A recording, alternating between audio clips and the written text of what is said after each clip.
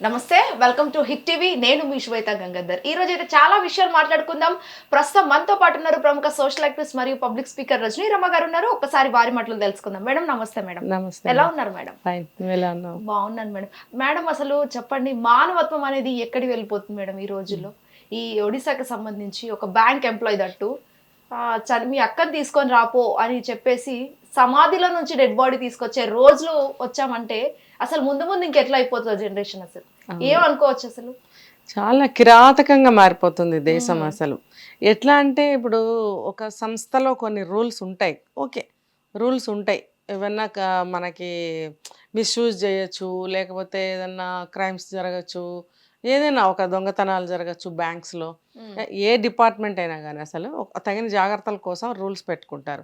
ఎందుకు ఇలాంటివి నేరాలు ఘోరాలు ఇలాంటివి జరగకుండా ఉండడం కోసం. అంటే మనుషుల కోసం రూల్స్ పెట్టుకుంటాము ఆ సందర్భం కోసం. ఇప్పుడు అందరూ అట్లా చేయరు కదా. అట్లాంటి సమయం వస్తే కావాలి కాబట్టి కొన్ని రూల్స్ పెట్టుకుంటారు.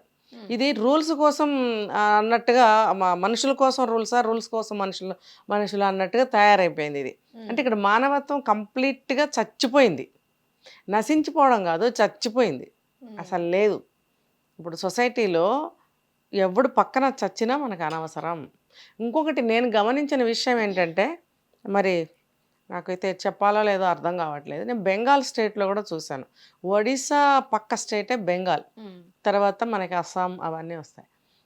అయితే నేను బెంగాల్ కలకటాలో చూసిన విషయం ఏంటంటే, వెళ్తున్నాం మామూలుగానే, అక్కడ నాకు ఒక డెడ్ బాడీ కనపడింది రోడ్డు పక్కనే. రోడ్డు పక్కనే అంటే అది ఎట్లా అంటే, దానికి రోడ్డు పక్కన గోడ ఏదో ఉంది సంథింగ్, అక్కడ పక్కకు ఉంది. అది ఎన్ని రోజులైందో చనిపోయి, కాళ్ళు చేతులు కూడా ఇట్లా గట్టిగా నిలబడిపోయి ఉన్నాయి. అది ఎవరు గవర్నమెంట్ పట్టించుకోలేదా? మున్సిపాలిటీ పట్టించుకోదా? పక్కన వెళ్తున్న ప్రజలు పట్టించుకోరా? అసలు ఆ డెడ్ బాడీకి సంబంధించిన వ్యక్తులు ఎవరు ఉన్నారు లేరా? అంటే అసలు నాకు ఎట్లా చెప్పాలి దాన్ని, చాలా కిరాతకంగా అన్నమాట. చాలా కిరాతకంగా, మనసు అనేది లేకుండా, మనిషి బ్రతుక్కి జీవితానికి ఆ జన్మకి అసలు విలువ లేకుండా, ఏదో రోడ్డు పక్కన కుక్కో పిల్లో చనిపోతే మనం పెద్దగా పట్టించుకోం, అట్లీస్ట్ దాన్ని పక్కకు తీసేస్తాం. ఇట్లా ఒక మనిషి అలా చనిపోయి డెడ్ బాడీ ఎన్ని రోజులైందో కూడా తెలియనట్లుగా ఉంటే దాన్ని అసలు పట్టించుకోరు, దాన్ని పక్క నుంచి వెళ్తున్నారు. హృదయం లేదు వాళ్ళకని ఆ రోజే నాకు అనిపించింది. ఇటు ఈ పక్క ఈస్ట్ సైడ్ స్టేట్స్ అన్నమాట ఇవన్నీ కూడా రాష్ట్రాలు. నాకు అనిపించింది ఇటువైపు అసలు మానవత్వం ఉండదా, హృదయం ఉండదా, అసలు మనిషికి ఒక విలువ ఉండదా అనేది నాకు ఆ రోజు అనిపించింది. ఇప్పుడు చూస్తే దాని పక్క స్టేటే ఇక్కడ. అంటే ఇప్పుడు మనిషి లేదురా ప్రభు, చనిపోయింది, నేను ఎట్లా తీసుకురావాలి అని అంటే కూడా మనిషి వస్తేనే. ఇప్పుడు ఏమవుతుంది, ఇతనికి ఎవరు లేరు, ఉన్నది అక్కనో చెల్లు ఆమె, ఇతని పేరు జితు ముండా అనేది వాళ్ళ ఇంటి పేరు అట్లా ఉంటుంది. అయితే కాకడ ఏదో ఆమె సిస్టర్, అతని సిస్టర్ నేమ్, ఆమె చనిపోయింది. ఆమె సంబంధించిన ఫ్యామిలీ సభ్యులు కూడా ఎవరు లేరు. ఇంకా ఇతను ఆమె మిగిలితే ఆమె కూడా చనిపోయింది. మరి ఇంకా ఇతనే హక్కుదారు అవుతాడు కాబట్టి, సో దేనికైనా వీళ్ళకి అవన్నీ తెలియవు. నాకు హక్కు ఉందా, నాకు హక్కు వచ్చిందా, ఆమె వెళ్ళిపోయింది, ఆమె తరపు ఎవరు లేరు, నేనే హక్కుదారుండి అనేవి అసలు తెలియవు. సో చాలా రోజుల నుంచి ఇతనే ఆమె కలిసి ఉంటున్నారేమో, ఇతనే అన్నీ చూస్తున్నాడేమో, సో ఇక ఎవరు లేరు నేనే అన్న ఆలోచనలోనే ఉంటారు వాళ్ళు. ఇంకా ఆమె అకౌంట్లో 19,300 రూపాయలు బ్యాలెన్స్ అంటే గ్రామీణ బ్యాంకులో ఉన్నాయి. అంటే ఏది దేని తాలూకానో డబ్బులు అందులో ఉన్నాయి. ఉన్నప్పుడు సరే ఇంకా నాకే చెందుతాయి కదా, నాకు దేనికైనా వస్తాయి అన్నట్టుగా ఆమె చనిపోయిన 2 నెలలకి బ్యాంకుకి వెళ్ళి ఇలా నాకు డబ్బులు రావాలి అని అడిగినందుకు అక్కడ ఎన్నో రూల్స్ పెట్టి, ఇన్ని రూల్స్ ఉన్నాయి, వీటి ప్రకారం ఇవ్వటం కుదరదు. ఓకే, అది మామూలు కండిషన్స్లో.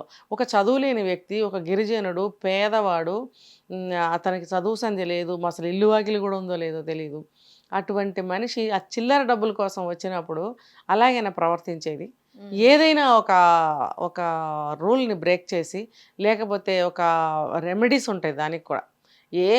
ఏ సంస్థ అయినా సరే రూల్స్ పెట్టుకున్నా కూడా ఇట్లాంటి కండిషన్స్లో దాన్ని బ్రేక్ చేయొచ్చు. ఏదైనా ఏమంటారంటే ఇంకొక దారి ఉందా, ఇంకొక మాట ఉందా అని మనం ఎలా అంటామో అలాంటిది ఒకటి ఉంటుంది వెసులుబాటు.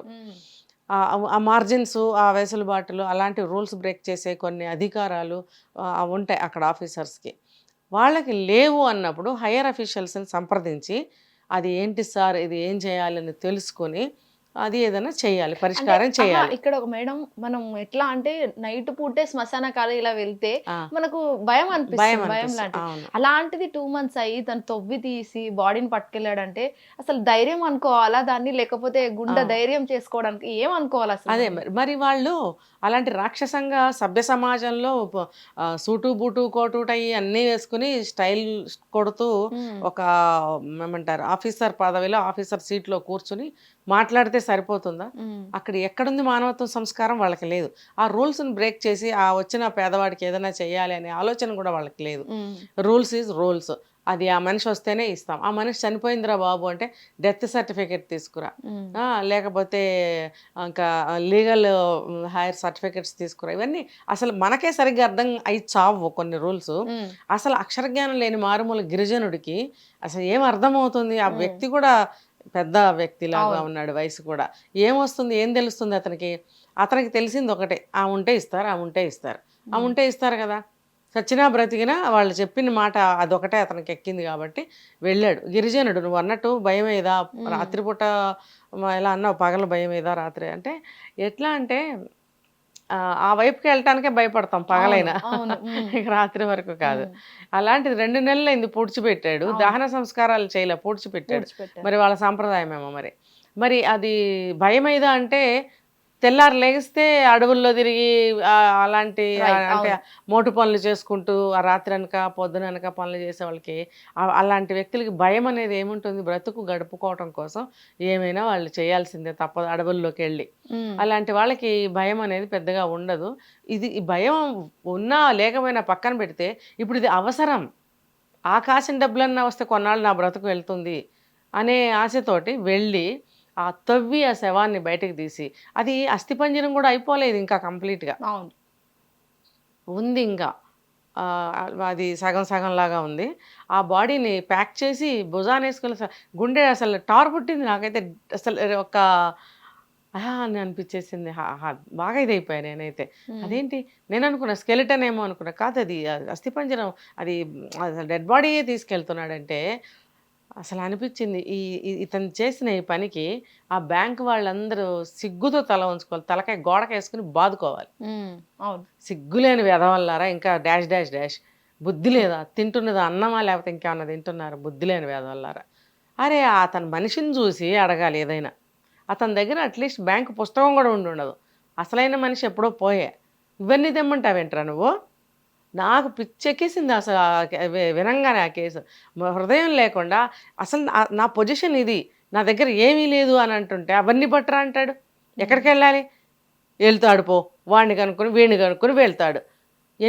ఎన్నాళ్ళు పడుతుంది దానికి? ఉమ్, సరే పోని అదృష్టం బాగుండి ఒక 4 రోజుల్లో సేకరించి అన్నీ పట్టుకెళ్ళాడు. అప్పుడు కూడా వెంటనే పని చేస్తావా? ఇప్పుడు ఈ రోజుల్లో బ్యాంకులకి వెళ్తే పనులు కూడా అవ్వటం లేదు. అవును. తిప్పి తిప్పి తిప్పి ఏదైనా ఇన్ఫ్లుయెన్స్ ఉంటే తప్ప పనులు అవ్వటం లేదు. ప్రతిదానికి రూల్స్, ప్రతిదానికి ఆ పేపర్స్ అంటారు, ఈ పేపర్స్ అంటారు. అసలు అవేనా రూల్స్ కూడా ఎప్పటికప్పుడు చేంజ్ చేస్తూ ఉంటారు వాళ్ళు. కొత్త సర్క్యులర్ వచ్చింది సార్, గొప్పగా బాగానే ఉంటుంది ఆ వర్డ్స్ యూజ్ చేసేటప్పుడు. యువతల వాడికి ఇంప్లిమెంట్ చేయాలి, అవన్నీ తీసుకోవాలని చచ్చే సావు అవుతుంది. ఉమ్, ఎందుకు ఇలాంటి రూల్స్ ఇవే పెట్టారు? దాన్ని జాగ్రత్తగా ప్రజలకు అర్థమయ్యేలాగా కన్వే చేసి అక్కడ ఎక్స్ట్రా స్టాఫ్ని ఒకళ్ళని అపాయింట్ చేసుకోవాలి.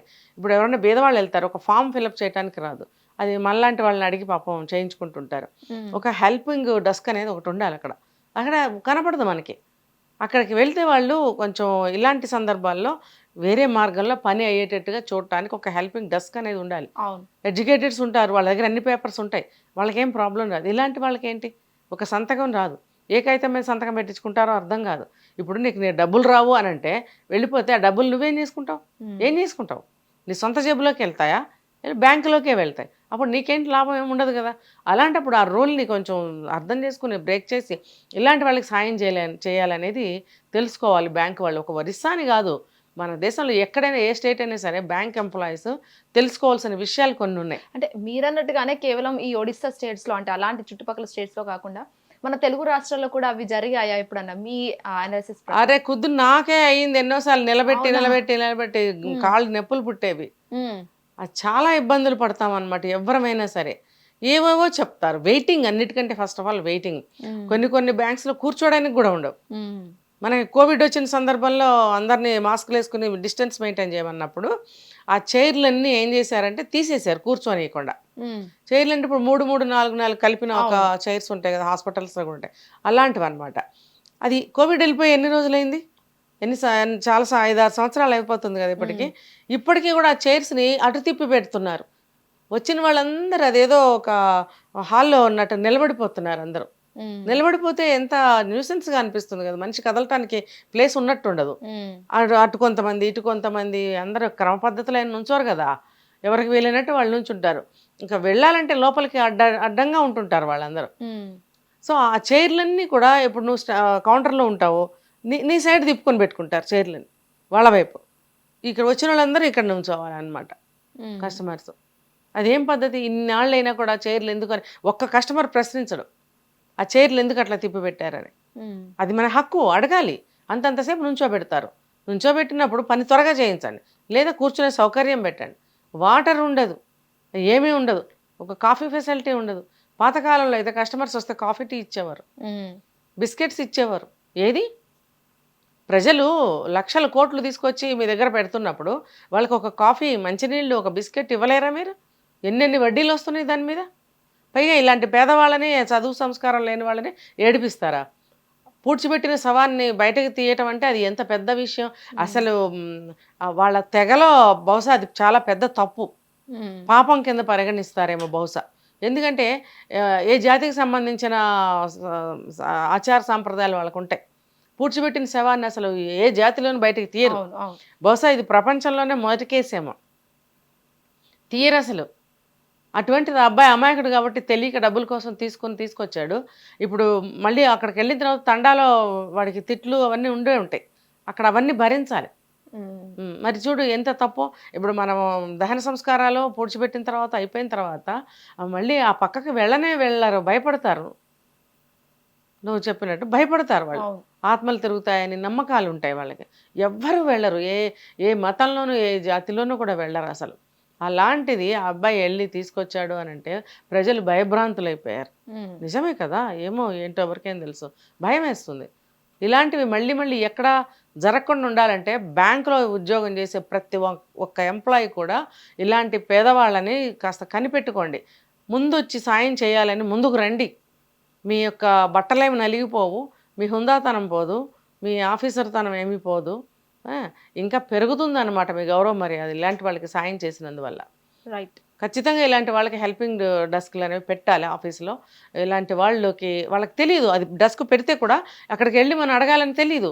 అలాంటప్పుడు అక్కడ ఎవరో ఉంటారు, వాచ్మెన్, వాటర్ బాయ్స్, ఎవరో ఒకళ్ళు ఉంటారు, వాళ్ళు గైడ్ అటెండర్స్ ఉంటారు, తర్వాత రికార్డ్ కీపర్స్, వీళ్ళందరూ తిరుగుతూ ఉంటారు. వాళ్ళు గైడ్ చేయాలి, మీకు ఏమైనా హెల్ప్ కావాలంటే అదిగోండి అక్కడికి వెళ్ళండి అని తెలియచేయాలి. తెలియజేసినప్పుడు ఒకసారి వస్తే రెండోసారికి అలవాటు పడతారు, వెళ్ళి అక్కడ అడుగుతారు అనమాట. ఏది ఆ ఫెసిలిటీ చేయాలి. చేయకపోతే ఇది నేరం కిందకే వస్తుంది. ఇప్పుడు పోలీసులు వచ్చి పాపం అన్ని చూడండి, పోలీసులు వచ్చారు, కంప్లైంట్ చేసి ఉంటారు, వాళ్ళు లోపల నుంచి ఫోన్ చేసి ఉంటారు బ్యాంకు వాళ్ళు.